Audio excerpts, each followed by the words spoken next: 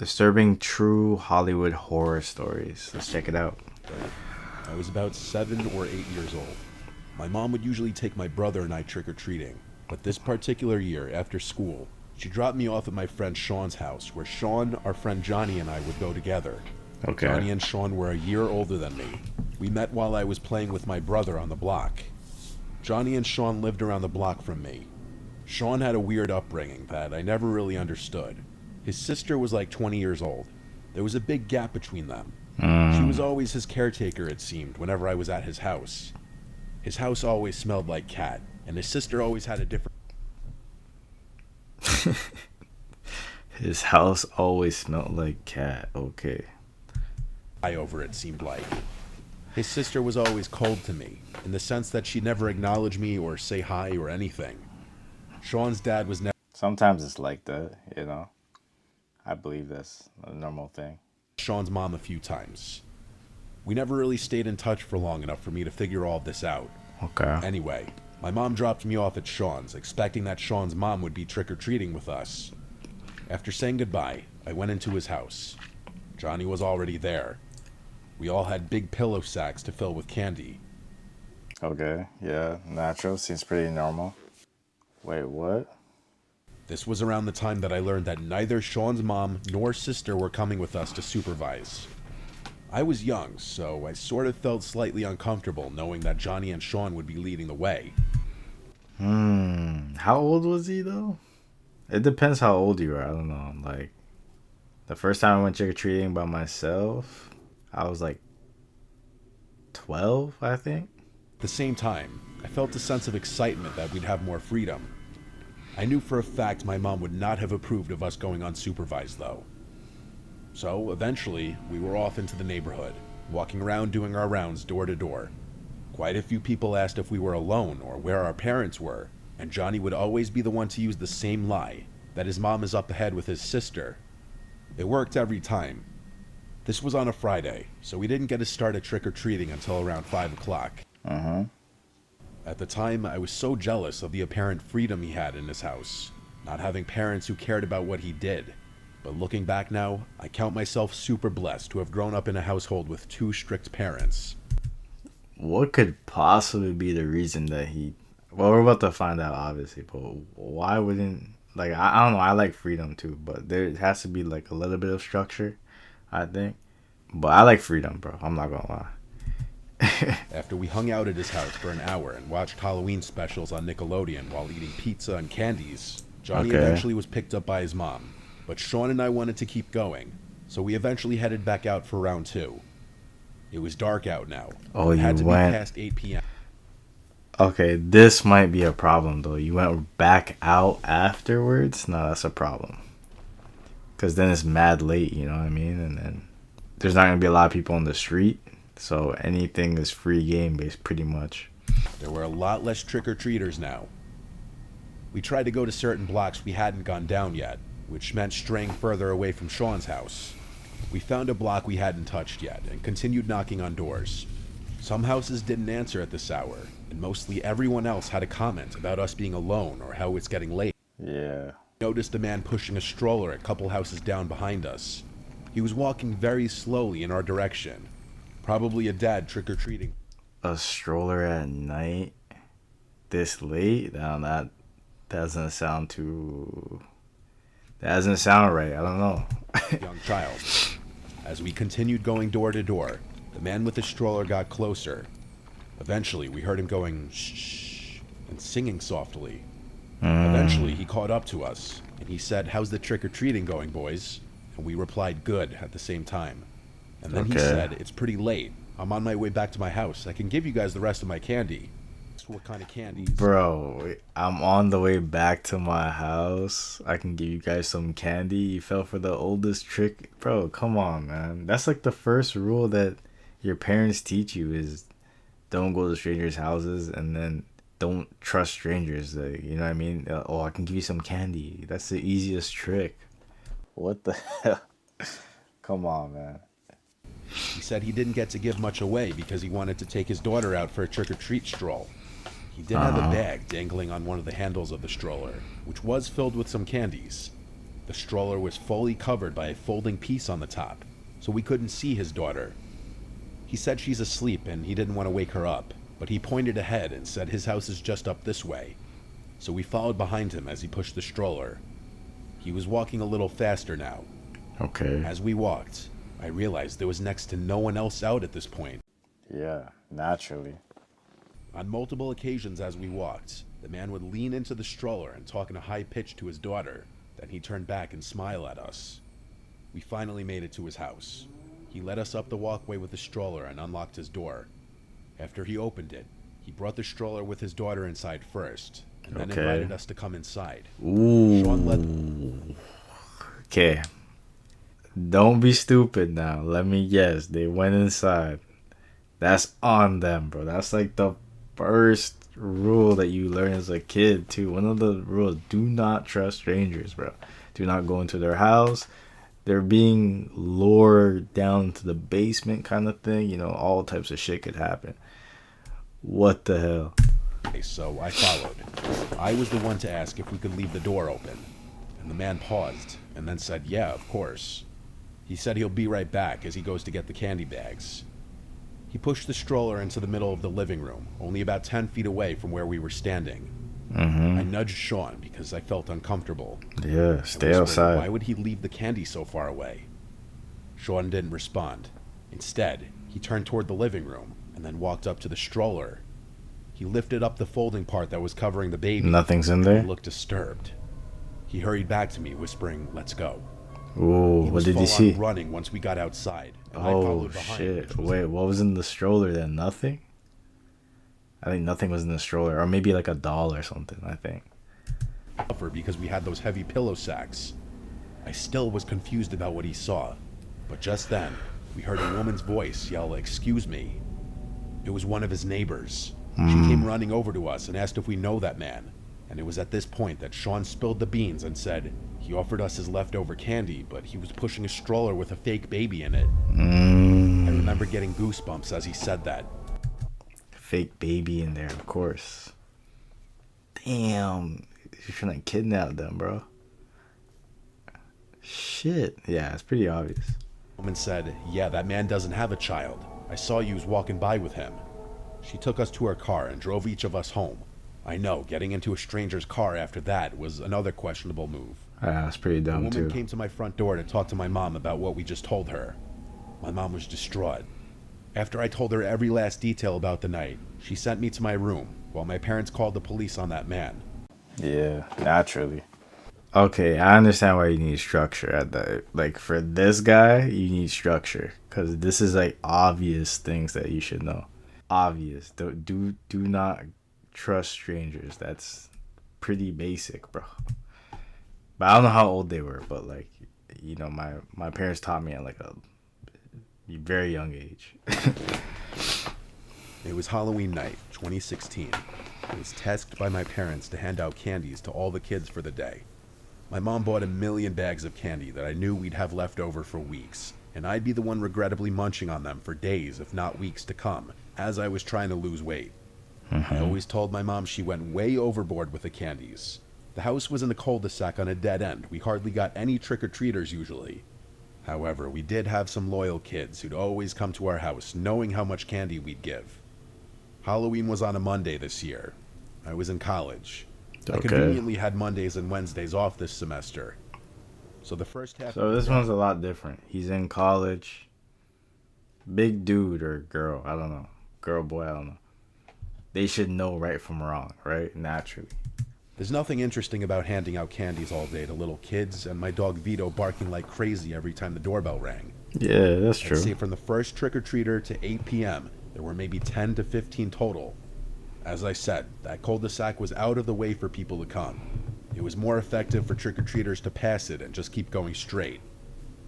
It being a Monday night, things quieted down much earlier than usual, I'd say. I got enough homework done, I put a dent in my projects, and so I had some of my mom's leftover stew and went to my room to watch Game of Thrones. I was literally 2 episodes in. Is an ad for the it? unexpected sound of the doorbell. Shit. Vito started barking again. I Man. looked at the clock and it had to be like 9:30. This was 9:30. definitely beyond the cutoff time for trick-or-treaters. I went down. Yo, what is the cutoff time for trick or treat? I've always wondered that. Is it like 8 p.m.? Like no one, I don't know. Is that the cutoff time? Some people end earlier. Like I know technically it's like when they run out of candy, but what is the actual cutoff time? I'm gonna look that up real quick. I actually don't know. What is the cut off time for trick or treating? There's no single cutoff time for trick or treating, but generally winds down between 8 p.m. and 9 p.m. for older children or earlier, around 8 p.m. for younger kids. Sorry, so 9 p.m. for older children. Really? Okay. I didn't know that. There's actually a time. To the front door and opened it. On the other side of the glass storm door was a very tall man in a clown costume with a very scary looking mask. I knew it was a man just based off the frame of the person. Yeah. He was alone. He waved at me and then pointed at the brown sack he was holding. It looked basically empty. I didn't open the storm door. I just said through it, "Sorry, we don't have any more candy," and slammed the door shut. Bro, how are you not scared after that? He rang the doorbell again. Vito once again started going ballistic.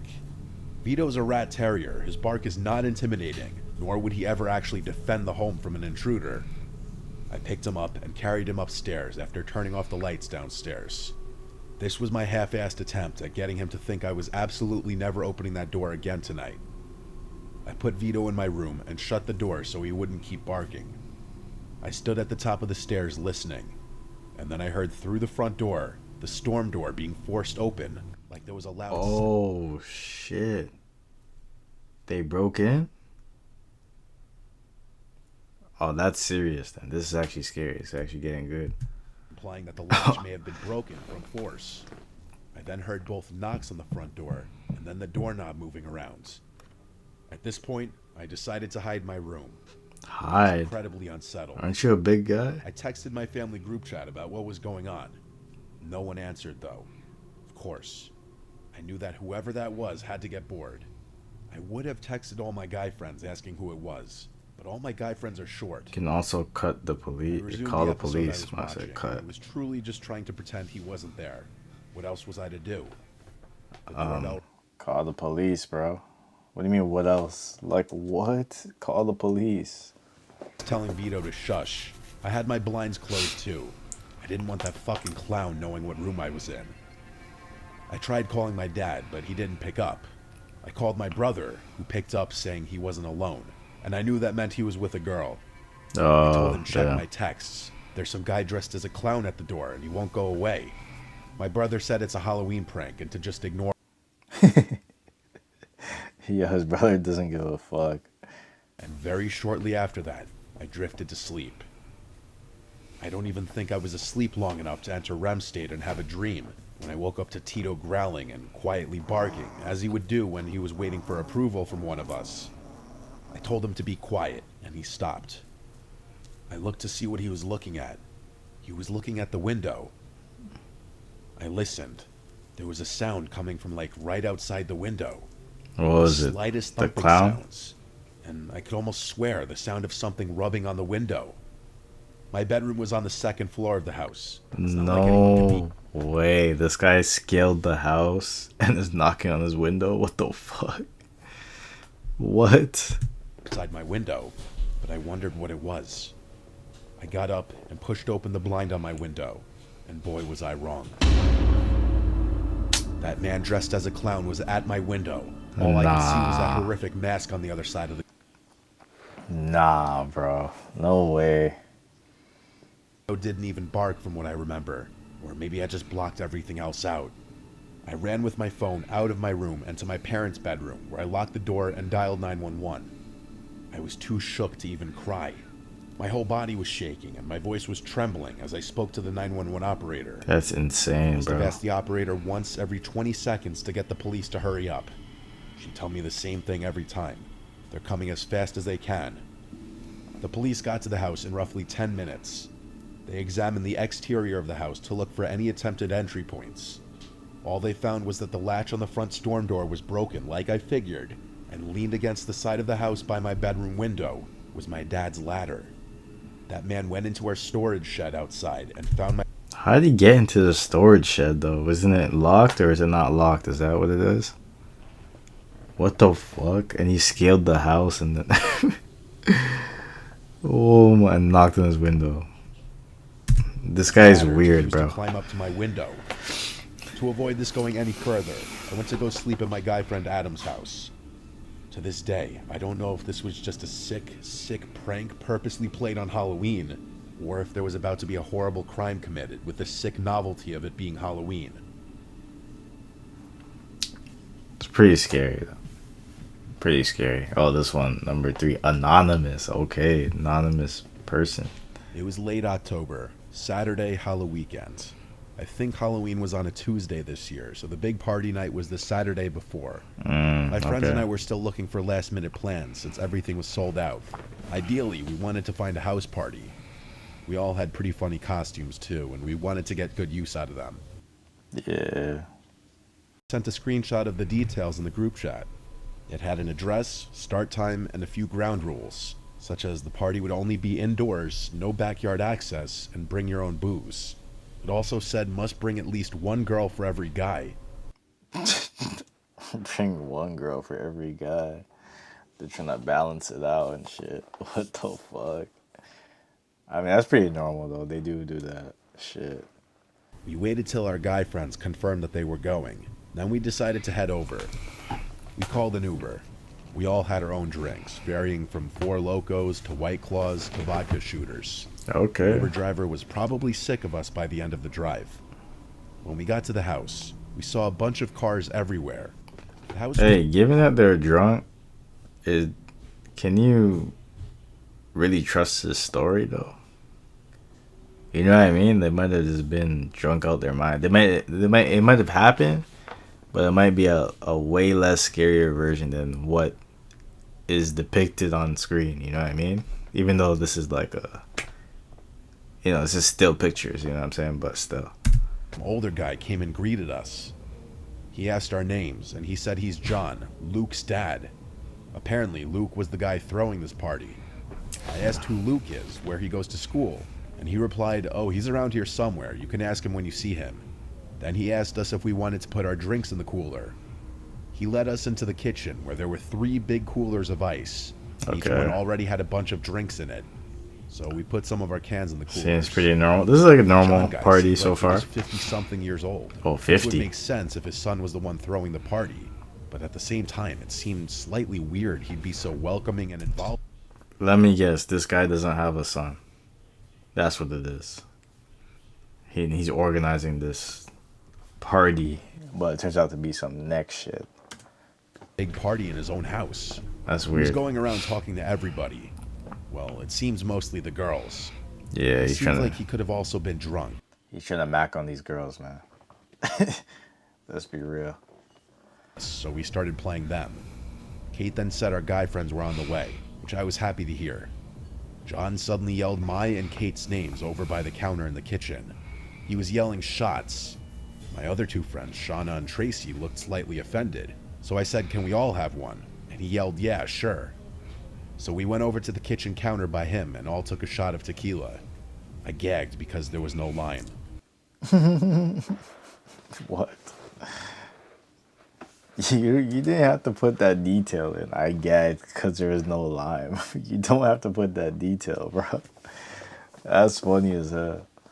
Yet unsettling presence. The unsettling part because he was much older than the generally college-age people here, and he was pushing drinks on people. Then he asked what our poison is. I wasn't going to say anything until the girls all gave their favorite drinks. John started making a bunch of mixed drinks. Oh, hell nah. You're gonna roofie them. This old freaky deek, bro. And there's all girls? Nah, he's a freak. Mid-game, John came over with 2 drinks for Cade and I, and then he came back with 2 more for Shauna and Tracy. They were all in red Solo cups. He made me a vodka soda.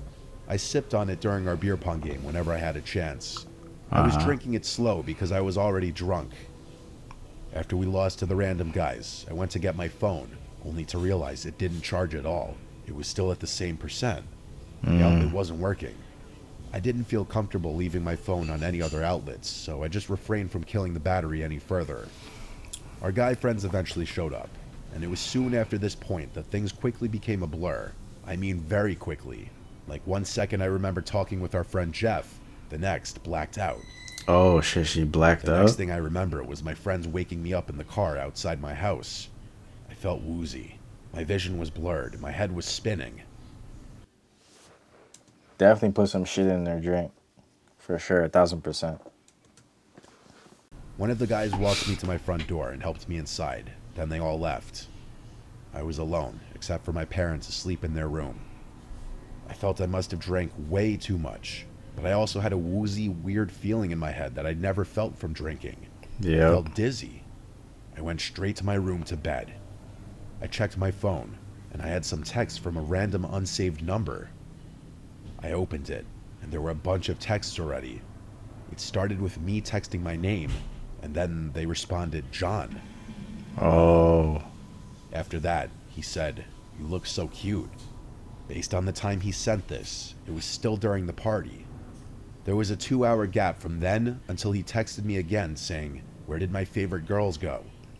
I was Whoa. shocked at myself that What I the gave that man my hell? number.